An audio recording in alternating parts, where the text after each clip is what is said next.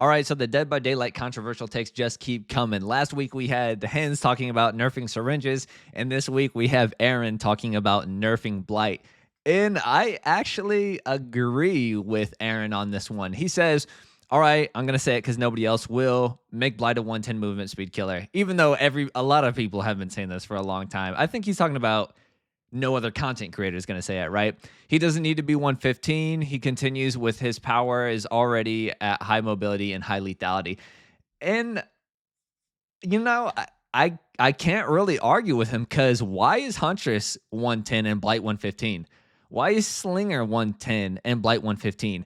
These two killers being 110 and then Blight being 115 at the same time, just it just doesn't make any sense at all, right? You got a clearly S tier killer who has been on pretty much the top of the heap besides Nurse for, 4 or 5 years now.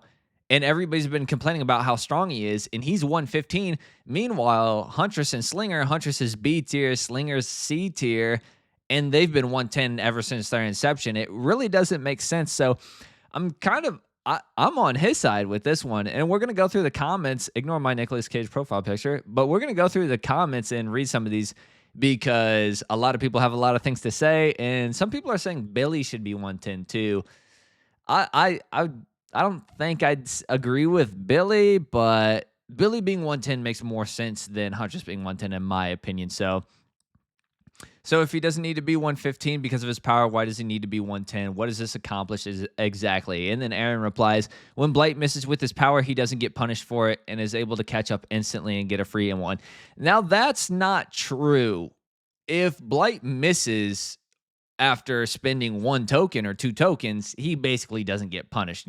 He goes through his little adrenaline vial fatigue animation. The survivor loses a little bit of distance, 2 tokens gone. He gets it back in 3 seconds probably.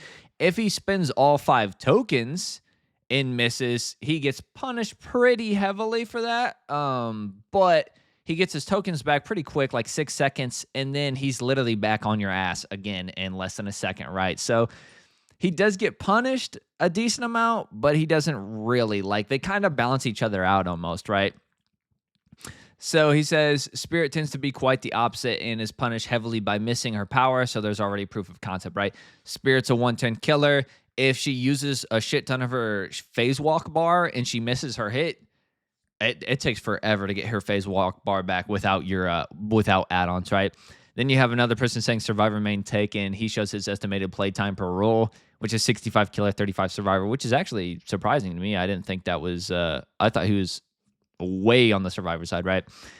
And then this person says, back to the original comment we were looking at, then what you want for Blight's a heavier fatigue, which I don't have a problem signing off on. Make him 4.4 literally does nothing. That's not true. Making 4.4 killers force them to use their power. Blight's kind of a special case scenario where he's super fast at 115. So he could run a loop like normally, although it's not optimal really. If he gets an M1 on you while he has his power off cooldown, it's over. You don't get anywhere because he literally M1s you and then he immediately rushes and catches right back up to you instantly after his weapon wipe animation. So being 110 is going to force him to use his power to get the initial hit and force him to use his power to get the secondary hit. Instead of being at 115, either one of those hits he can make his just a regular non-power hit. Aaron says, I can confidently tell you that making Blight 110 would have a positive effect on how he's currently played. Most Blights miss their rushes and get a free hit anyways, and if they don't, they force a pallet out of you, which is super easy. They're a 115 killer. Break it and proceed instantly to get a free hit on you. You cannot make much distance or make it to the next loop. They use their power to hit you. A lot of Blights play like this. If he became a 110 killer, he'd be punished more for missing, wouldn't get as many free hits after missing his power, and would have to waste a bit more time to force a pallet down. He shouldn't be the best at both worlds. Which I agree.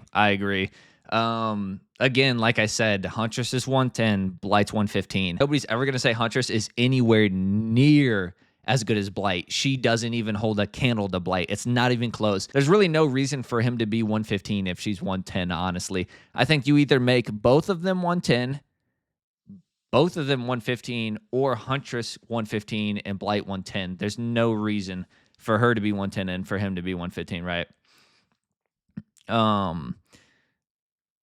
we're gonna just go to the ones I guess that Aaron's really talking about.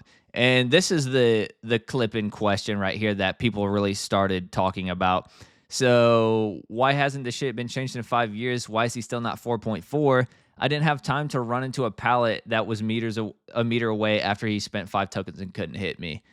I mean, yeah, that is pretty crazy. I mean, look at that recovery time. There's no add-ons that increases recovery time either. I would say, could he have done anything better here? Let's see when he gets out.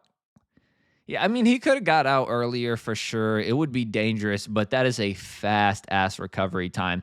And he says he spent all 5 tokens. We don't know that. It's irrelevant because the recovery time after he misses his swing is the same, whether you spend 1 or 5 tokens. It's just the only thing that's affected is how long it takes for his power to come back. And then this person says, yeah, so it doesn't change anything against good Blight players, only for the baby Blight, so you can bully them more in your videos, right?